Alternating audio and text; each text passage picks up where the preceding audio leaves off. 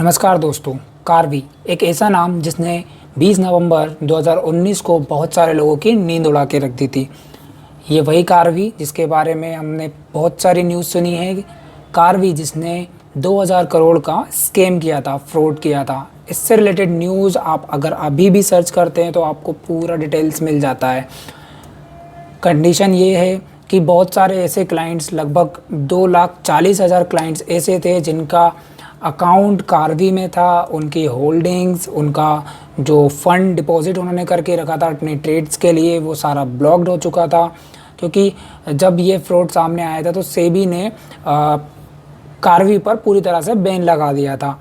इसके बाद बहुत सारे प्रोसेस आए कस्टमर्स, क्लाइंट्स के फेवर में कि वो अपना जो होल्डिंग है किस तरीके से अपनी बेच सकते हैं या किस तरह से अपने दूसरे डीमेट में ट्रांसफ़र कर सकते हैं। आपका जो फ़ंड है वो आप कैसे विड्रॉ कर सकते हैं, इसके लिए बहुत सारे प्रोसेस आए।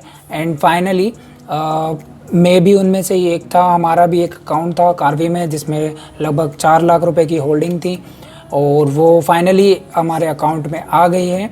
सो मैंने क्या प्रोसेस किया, हमने क्या क्या प्रोसेस को फॉलो किया और किस तरीके से हमारे डीमेट अकाउंट में जो होल्डिंग है आज शो कर रही हैं, कहाँ आए हैं, ये सारी चीज़ें मैं आपको इस वीडियो में बताने जा रहा हूँ।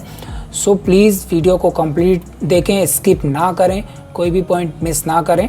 सो बिना टाइम वेस्ट करें मैं स्टार्ट करता हूँ। आप देख सकते हैं अभी जैसे मैंने नॉर्मल कार्वी फ्रॉड के बारे में टाइप ही किया था तो बहुत सारे वेबसाइट्स पर उसकी रिलेटेड न्यूज़ आ गई है कार्वी के स्कैम के बारे में, जिसमें बताया गया है कि 2000 करोड़ का जो स्कैम हुआ था क्लाइंट्स के फंड और उनके जो होल्डिंग है उसके थ्रू गलत यूज़ किया गया कार्वी के द्वारा। लगभग 2,40,000 क्लाइंट्स जिन्होंने अपनी कंप्लेंट भी की कार्वी के अगेंस्ट, क्योंकि उनका जो फंड है वो वहाँ पे स्टक हो गया था, रुक गया था। वो अपना फ़ंड नहीं विड्रॉ कर पा रहे थे, अपनी होल्डिंग सेल नहीं कर पा रहे थे।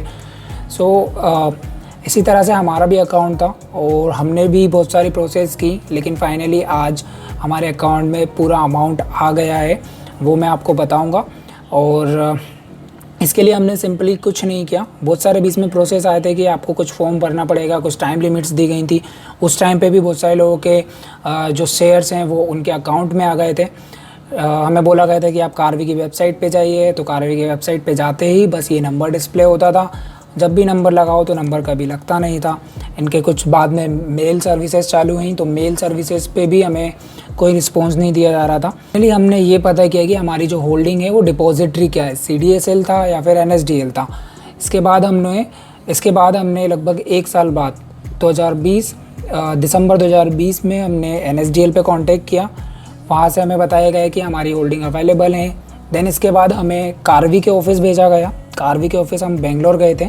बेंगलोर से हमें अपनी जो होल्डिंग स्टेटमेंट है वो मिला एंड वहाँ से हमें जानकारी दी गई कि अब यहाँ पे कार्वी के थ्रू कुछ भी नहीं होगा, आपको अपने जो डिपॉजिटरी है यानी NSDL वहाँ पे कांटेक्ट करना पड़ेगा।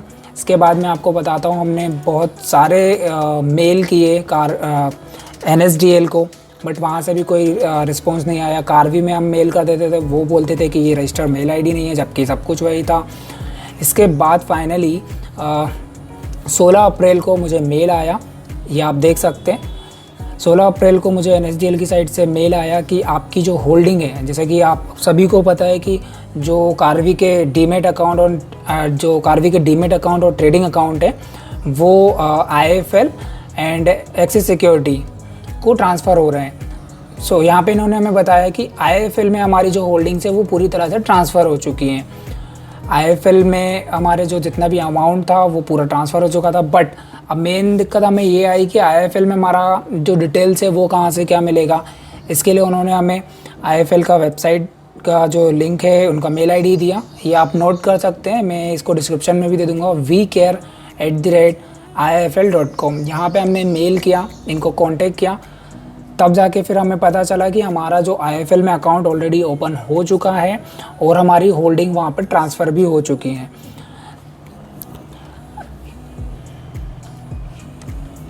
देन फाइनली यहाँ से हमारा जो रिस्पॉन्स गया, हमने कुरियर किया था। हमारे जो सारे डॉक्यूमेंट्स थे रिलेटेड टू कार्वी वो हमने आईएफएल को सेंड किए, उन्होंने अकाउंट को वेरीफाई किया और इसके बाद जो होल्डिंग्स थी हमारे डीमेट अकाउंट में यानी आईएफएल के डीमेट अकाउंट में आ गई। इसके बाद इन्होंने हमें आईएफएल का जो है लॉगिन आईडी पासवर्ड दिया। देन आईएफएल के लॉगिन आईडी पासवर्ड मिलने के बाद हमने यहाँ से अपनी होल्डिंग्स चेक की। आईएफएल का जो प्लेटफॉर्म थे उसका उन्होंने हमें आईडी पासवर्ड प्रोवाइड किया एंड फाइनली हमने इसमें अपनी होल्डिंग्स जो भी थी वो पूरी होल्डिंग्स हम लोगों ने यहाँ पे देख पाए और अभी करंट में उसकी वैल्यू इंक्रीज़ हो चुकी है।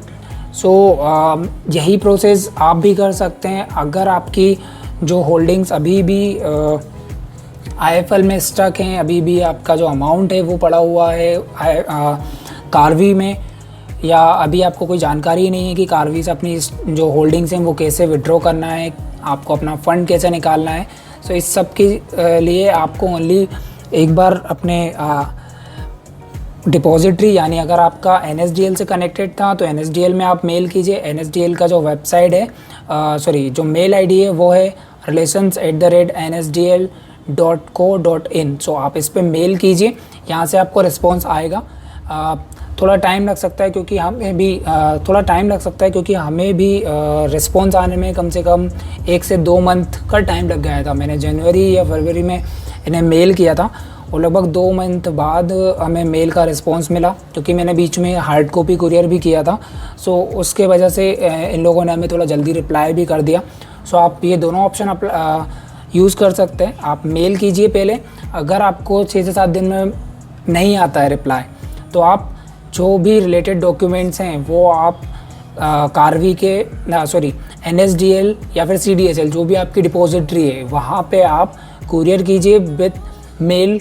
जो आपने जो मेल किया है आपने NSDL पे उसको भी प्रिंट कीजिए, अपना पूरा डिटेल्स डालिए उसमें और ये सारी चीज़ें आप कुरियर कर दीजिए। तो वहाँ से जो चांसेस बढ़ जाते हैं। सेम हमारे साथ हुआ, हमारे चांसेस बढ़ गए और हमें रिस्पॉन्स आया। फाइनली पूरी डिटेल्स मिली हमें कि आईएफएल में हमारा अकाउंट ओपन हो चुका है, हमारी होल्डिंग वहाँ पे ट्रांसफ़र हो चुकी है। सो इस तरीके से आप भी प्रोसेस कर सकते हैं।